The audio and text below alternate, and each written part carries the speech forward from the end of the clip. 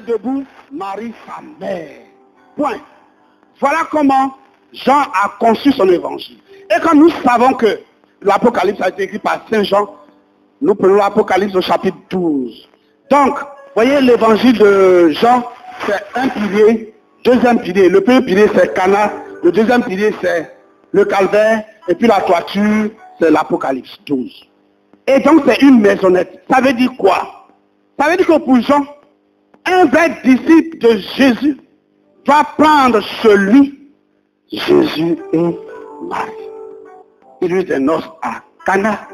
La mère de Jésus était là. Jésus aussi avait été invité avec ses disciples. Un point, un trait. Et enfin, l'Apocalypse de Saint Jean chapitre 12. Un grand signe apparaît dans le ciel. Une femme revêtue du soleil, couronnée de 12 étoiles, enceinte, la lune sous ses pieds. Un autre signe apparaît. C'est un dragon, rouge feu, tellement énorme que sa queue balayait le ciel des étoiles.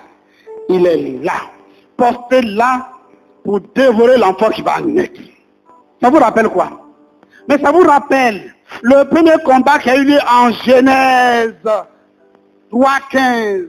Il y aura une hostilité entre toi et la femme, entre sa descendance et ta descendance.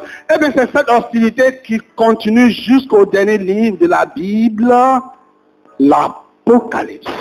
Et nous allons voir la victoire de l'enfant et de la femme. Amen. Et donc, voici la trame de la Bible.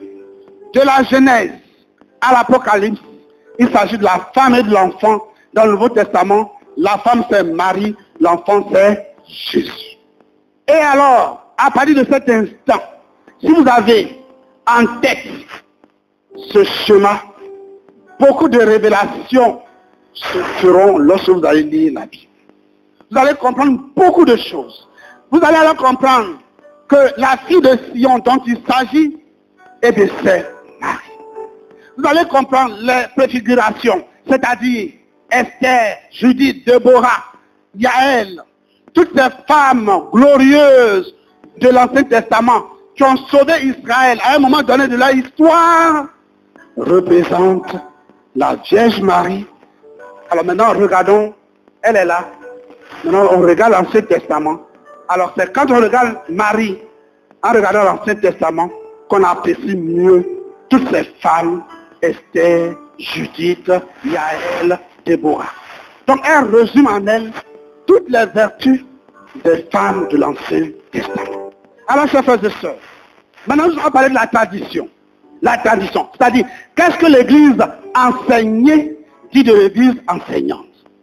L'ange est venu dire à Marie que c'est la mère du Sauveur. Dans le Nouveau Testament, si vous lisez, vous ne trouverez jamais l'expression Marie, mère de Dieu. Non. Il a fallu en 431, au concile d'Éphèse, où les évêques étaient réunis contre Nestorius, un patriarche de Constantinople, qui n'admet pas que Marie soit appelée mère de Dieu. Il dit, on peut dire Marie est Christotokos, c'est-à-dire la mère de Dieu, mais pas la mère de Dieu. Alors, les évêques vont se réunir et sous l'action de l'Esprit Saint, ils vont proclamer Marie, mère de Dieu. Et c'était la fête populaire. Oui, aujourd'hui, on a habitué Marie, mère de Dieu, pour nous, ça ne nous pose pas de problème. Mais en 430 au 5e siècle, ça leur posait des problèmes. Alors, ça c'est la tradition. La tradition vient pour sortir quelque chose de la Bible pour dire que Marie est mère de Dieu. Cette même tradition va venir nous dire que Marie est médiatrice, que Marie est avocate, que Marie est miséricordieuse. Ouais, toutes les prières que nous faisons, comme la prière de Saint Bernard, souvenez-vous, ô très miséricordieuse Vierge Marie, qu'on n'a jamais entendu dire qu'aucun de ceux qui ont recours à votre protection, réclamé votre secours, imploré votre suffrage ait été abandonné. Animé d'une pareille confiance, ô Vierge des Vierges, ô ma mère, j'accours vers vous, je viens vers vous, et je me sens sous le poids de mes péchés, je me prosterne à vos pieds. Ô Mère du Verbe incarné, ne méprisez pas mes prières, mais écoutez-les favorablement et daigner les exaucer. Amen. Donc, l'Église a reconnu que Marie est médiatrice, qu'elle est miséricordieuse. Mais déjà au IIIe siècle, sous l'empereur Décès, les chrétiens d'Égypte étaient persécutés. Et ils ont reconnu au IIIe siècle déjà que Marie peut être leur secours, leur recours. Et ils vont composer cette belle prière. Sous votre protection, nous nous refugeons, Sainte Mère de Dieu. Ne méprisez pas la prière de vos enfants en détresse, mais délivrez-les de tout danger. Vierge glorieuse et bénie. Amen. Sous votre protection. Et alors, l'Église, à travers son histoire, va comprendre que Marie est refuge. Marie est protection. Marie n'abandonne pas ses enfants. Ça, c'est ce que nous dit l'Église enseignée. Et des évêques, des papes, vont écrire des encycliques sur la puissance de Marie. Et il y a une histoire, un fait réel qui s'est passé que vous devez savoir aujourd'hui. Le 7 octobre dernier, nous avons fêté Notre-Dame du Rosaire. Mais cette fête a son histoire. Cette fête a son histoire. En 1571, alors que la chrétienté était attaquée par l'Empire ottoman, le pape Pie V a demandé à tous les catholiques chrétiens de faire une coalition contre les musulmans. Mais, en plus de cela, il a demandé à toute la chrétienté de rester le rosaire. Et les chrétiens sont mis à rester le rosaire. Et le 7 octobre, à la bataille de Lépante, les chrétiens ont battu les musulmans. 7 octobre. Et donc, les chrétiens ont expérimenté la puissance du rosaire, la puissance de la Vierge Marie. Prenez 1 Samuel 17. L'histoire de David et de Goliath. Goliath vient avec David armé de javelots, protégé comme un bon soldat sait le faire. Et il insulte David en disant, est-ce que moi je suis un chien pour que tu viennes à moi avec un bâton? Il le méprise. Et David dit, moi, je viens à toi avec la puissance de Yahvé. C'est Yahvé qui va te livrer à moi aujourd'hui. Et alors, le petit David prend dans le ruisseau 5 pierres bien lisses. Alors, quand on a le rosaire, la communion de mystère, 5 mystères. Vous voyez, 5 mystères. Donc un mystère représentait un caillou, une pierre. Et il a fallu d'un seul mystère pour que David triomphe de Goliath. Qu'est-ce que Dieu a demandé à David? Qu'est-ce que Dieu lui a demandé? De faire sa part. C'est-à-dire, lui on lui demande de prendre le caillou, de prendre sa fronde et puis de lancer. C'est tout. C'est Dieu lui-même qui a fait sa chose. Deuxième exemple biblique. Quand Josué devait aller prendre Jéricho, Dieu lui a dit, je te donne Jéricho. Est-ce qu'il est venu s'asseoir pour dire, ah, Dieu me donne Jéricho, Dieu me donne Jéricho, Dieu me donne Jéricho? Non. En tant que fin stratège, il a envoyé des espions. C'est-à-dire, il a fait sa part. Il a envoyé des espions pour voir comment la ville est construite, comment ils peuvent rentrer. Et quand ils sont rentrés, et qu'ils sont en face de la muraille de Jéricho, Dieu lui a dit, fais cette fois le tour avec l'âge d'alliance. L'âge d'alliance représentait la puissance de Dieu au milieu de son peuple. Est-ce que Jésus a dit, l'âge d'alliance, ça peut faire quoi? C'est ce qu'il a dit. Est-ce que Josué a fait comme Naaman, le Syrien, à qui le prophète a dit, va te laver, va te plonger 7 fois dans le fleuve? Qu'est-ce qu'il a dit? Il n'était pas fâché? Il dit comment? Ce chemin, il n'y a pas de fleuve. Je viens ici, je pensais que l'homme de Dieu allait sortir, me toucher, prier sur moi. Il me dit d'aller me laver 7 fois. Et fâché, il partait. Et puis son serviteur lui a dit, mais maître, si l'homme de Dieu t'avait demandé des choses difficiles, tu l'aurais fait, non? Et il te dit, va te laver 7 fois. Va te laver, ça fait quoi? Il est parti se laver, non? Il n'était pas purifié. Amen.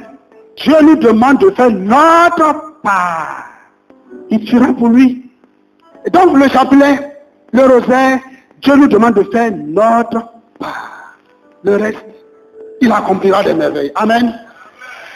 Et donc, avec le rosaire, en 1571, sous l'impulsion de Pie V, la chrétienté a battu l'Empire ottoman. Voilà pourquoi le 7 octobre, nous fêtons toujours Notre-Dame du Très Saint Rosaire. Mais lorsqu'on parlera des apparitions, je reviendrai là-dessus. Donc voilà pour l'Église enseignée. L'Église nous dit des choses et nous l'appliquons. Maintenant, venons au troisième critère, la liturgie. Est-ce que vous savez, chers frères et sœurs, qu'à chaque mois, l'Église nous demande de fêter Marie. Alors, moi, je fais un exercice. 1er janvier, très bien. Quelle fête?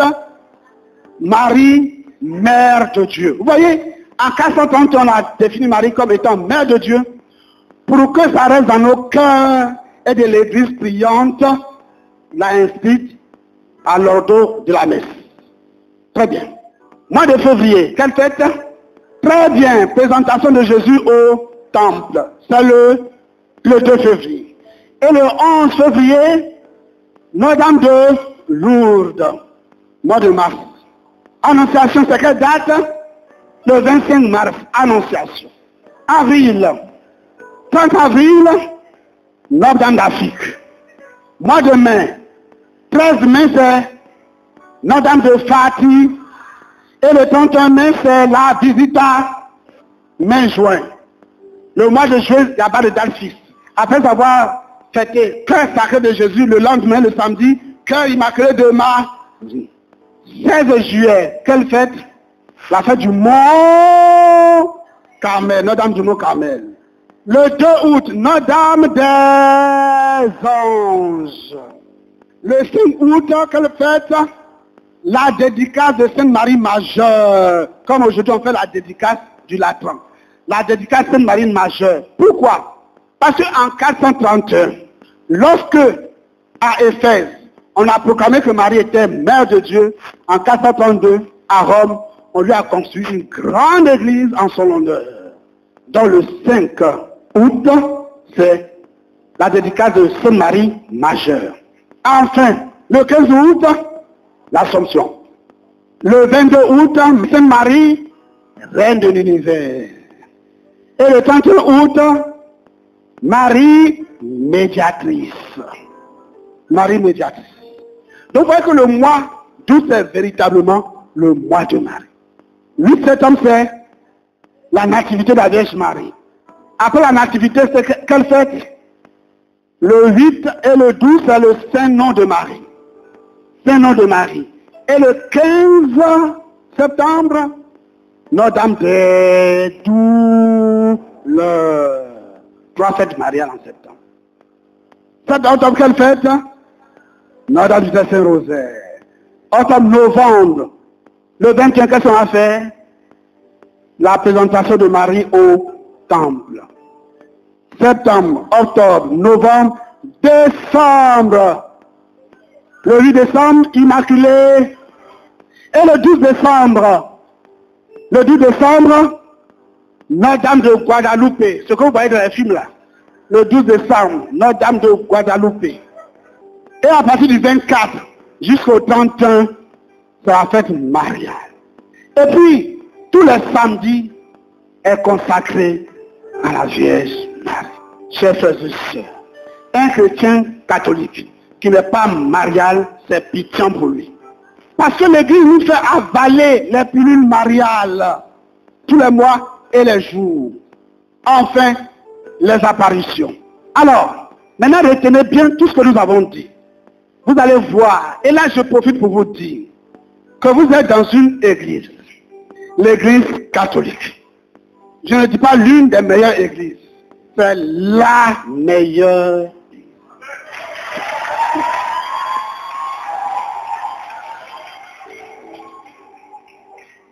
Celle que Jésus-Christ a fondée.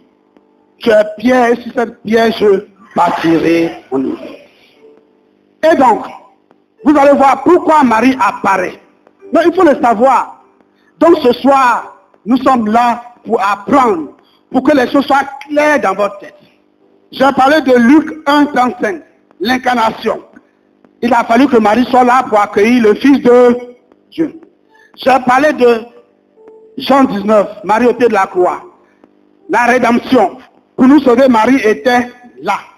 Pour que Jésus vienne au monde, Marie était là. Pour que Jésus nous sauve, Marie était là. À la Pentecôte, Marie était là. La mère de Jésus était là. Et qu'est-ce qu'elle a fait? Elle a parfait la connaissance spirituelle des apôtres. Vous vous rappelez qu'un jour, Pierre a demandé à Jésus, apprends-nous à prier, n'est-ce pas? Au Cénacle, ça a été le rôle de la Vierge Marie. Apprendre à prier aux amis de son fils pour attendre l'Esprit Saint, pour recevoir l'Esprit Saint. Et elle est là. Donc, remarquons trois choses. À l'Annonciation, l'Esprit descend sur Marie. Et elle met Jésus au monde. Ça, c'est la maternité biologique, physique de Jésus. À la rédemption, si vous lisez le texte de Jean, après, quand Jésus devait mourir, il dit, et Jésus expira. C'est-à-dire, il rendit le souffle. Donc, au moment où Jésus rendait le souffle, c'est-à-dire son esprit, Marie était là pour former la communauté des fidèles. À la Pentecôte, au moment où l'église officielle va naître, Marie était là. Et donc, Marie apparaît parce qu'elle est la mère de l'église.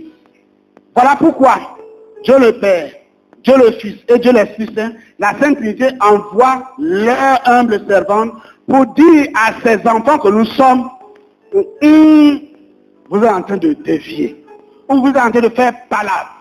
Alors, maintenant que j'ai situé le cas des apparitions, pourquoi Marie apparaît? Parce qu'elle est la mère de l'église. Maintenant, voyons les apparitions. Je vous ai dit qu'en 431, Marie a été définie comme étant la mère de... Eh bien, vous allez voir comment votre église est la meilleure église. Comment votre église, quand elle décide quelque chose, le ciel est d'accord. Donc il faut le savoir avec les autres parce que nous les respectons. Voilà pourquoi vous n'entendez jamais un responsable de l'église catholique critiquer les autres. Vous n'entendez jamais le pape ou bien un évêque vilipender une église qui n'est pas catholique. Mais eux, ils nous attaquent tous les jours. Mais c'est ça le rôle du grand frère. Et le grand frère, il encaisse tout. Les petits frères, ils peuvent dire tout ce qu'ils veulent. Mais le grand frère, il avale. Il se tait. Et je vais vous poser une question. Si vous voulez apprendre la culture de votre ethnie, vous avez votre grand-mère, vous avez votre mère, et que vous voulez approfondir la culture de votre ethnie, à qui vous avez posé la question? À qui? L'église catholique est la grand-mère.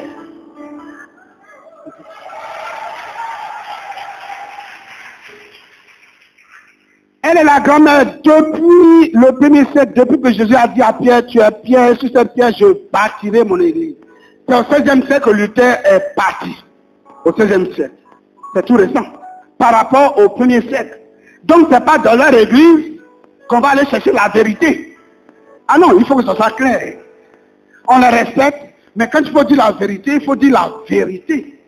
Ce n'est pas dans leur église que vous irez chercher la vérité. C'est dans l'église catholique, la grand-mère qui dit la vérité. Amen. Et donc, quand en 431, les évêques ont décidé que Marie soit appelée Mère de Dieu, en 1531, à Mexico, la Vierge de Guadalupe apparaît et dit à Juan Diego, un monsieur de 57 ans qui allait à la messe tous les matins et il passe devant une montagne qu'on appelle Tepeyac. Et c'est sur cette montagne qu'on sacrifiait les humains pour leur Dieu. Alors la Vierge apparaît et dit à Juan Diego, va dire à l'évêque Zumaraga que je suis la véritable mère de Dieu. Je m'arrête là pour le moment. Donc la Vierge vient authentifier ce que les évêques ont déclaré en 431. Je suis la véritable mère de Dieu. Le débat est clos. Quand Marie apparaît, retenez ce qu'elle dit d'abord. Marie apparaît. Premièrement, Elle demande de prier. La prière. Écrivez. Parce que je sais pourquoi l'Esprit m'a révélé cela. Parce que vous qui êtes là, dès qu'on dit que Maria est apparue à Yopougon, tout le monde est à Yopougon. Premièrement, elle apparaît, elle demande la prière. Deuxièmement, elle demande la conversion, c'est-à-dire la pénitence. Troisièmement, elle demande qu'on lui construise une église. Et vous allez savoir pourquoi. Et quatrièmement, elle fait un signe pour dire que c'est elle. Et ce n'est pas le diable. Parce que le diable singe la Vierge Marie. Partout où il y a des apparitions, à côté il y a des fausses apparitions. Et donc, si quelqu'un vient vous dire que la Vierge lui a apparu, demandez-lui, qu'est-ce que la Vierge a dit? Si la Vierge n'a pas dit de prier. Est-ce que le démon peut dire à quelqu'un de prier? Si la Vierge n'a pas dit qu'il faut se convertir, est-ce que le démon peut dire à quelqu'un de se convertir? Si elle n'a pas dit de lui construire une église, est-ce que le démon va dire construisez une église pour que vous allez prier Dieu? Ah bon. Donc, voilà les questions qu'il faut lui poser. Est-ce que la Vierge a demandé de prier? Est-ce qu'elle a demandé de se convertir? Est-ce qu'elle a demandé de construire une église? Pourquoi la Vierge demande qu'on construise une église? Puisque c'est dans l'église qu'on administre tous les sacrements. Ah oui. Donc Marie demande qu'on construise une église pour rassembler comme aujourd'hui, pour rassembler tous ses enfants à la louange de Dieu le Père. Et elle fait toujours un signe pour dire que c'est elle. Donc voilà les critères d'une apparition que l'église authentifie. Et donc, à Mexico, la Vierge a demandé à Juan Diego d'aller dire à l'évêque de venir nous construire une église. Et l'évêque, qui ne croyait pas, demandait un signe. Alors la Vierge dit à Juan Diego, nous sommes en décembre, donc en hiver, monte sur la montagne, tu trouveras des roses. Juan Diego va sur la montagne, et trouve des roses qu'il n'a jamais vues de sa vie. C'est un monsieur de 57 ans. Il n'a jamais vu de sa vie. Et la Vierge lui dit de couper et de les lui envoyer.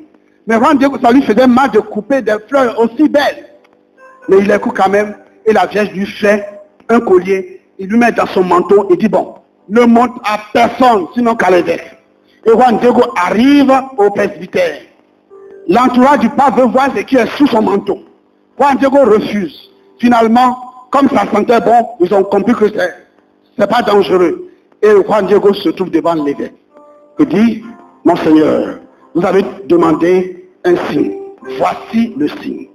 Pour Juan Diego, c'était des fleurs.